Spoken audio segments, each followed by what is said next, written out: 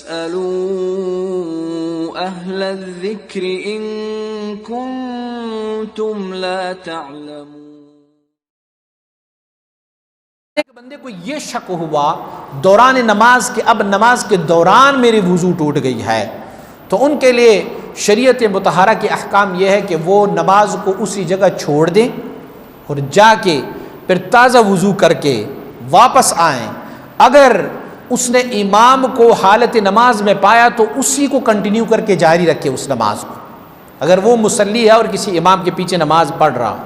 تو وہ کنٹینیو کر لے اسی کو، جتنی رکعتیں اس کے دوران فوت ہوئی ہے یا جتنی رکعتیں چلی گئی ہے اس کو دوبارہ بعد میں لوٹا دے تو ان کی نماز ہو جائے گی۔ لیکن اگر وہ اکیلے ہیں اور انہیں یہ لگا کہ میں بے وضو ہو چکا ہوں تو فلہذا وہ پھر جائیں، وضو کر لے اور نماز کو دوبارہ ری سٹارٹ کر لے، دوبارہ سے سٹارٹ کر لے۔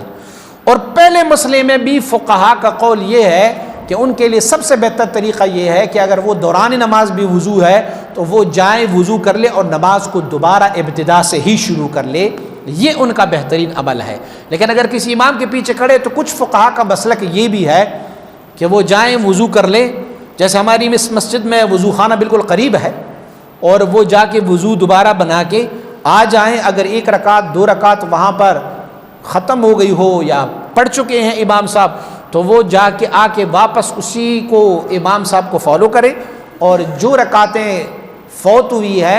اس کے بعد وہ ان رکعتوں کو واپس دہرائے۔ لیکن زیادہ اجماع فقہا کا یہ ہے کہ وہ جا کے وضو کر لے اور دوبارہ آ کے پھر سے سٹارٹ سے وہ نماز پڑھے، چونکہ امام جو ہے اب دوسری رکعت میں یا تیسری رکعت میں ہو تو جماعت میں شامل ہو جائیں، نیت کر لیں، لیکن جب امام سلام پھیریں گے تو اپنی 3 رکعتیں جتنی بھی فوت ہوئی ہے وہ دوبارہ سے پڑھ لیں۔